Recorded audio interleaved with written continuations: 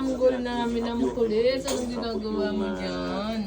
May kompromiso na hindi pa formally announced pero pinag-uusapan na payagan yung mga parang graduate lang ng psychology or ng guidance or counseling na umupo subject to 5 years na makuha na nila yung actual or full master's degree within 5 years habang nakaupo sila. At least may nag-a-advise kaya kung bakante mo yung position. Paano po kung in 5 years hindi nila makuha yung master's degree? Sobrang full. Automatic yung mawawalan sila sa posisyon?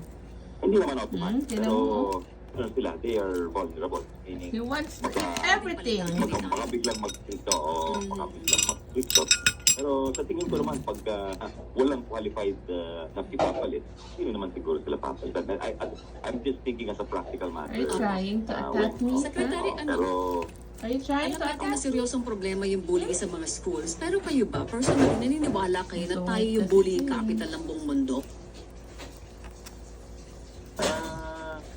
hindi ko naman, wala pa kasi datos po yun datos na galing sa ibang bansa. So, mahirap siya i-contradict. Ayon sa survey nila. mo na kain. So, maaari. Hindi ko lang Gusto nila yung ano, yung coconut. Ayoko naman kasi sabihin hindi totoo dahil wala rin akong basis para sabihin. Yes. So, Joe, let's win.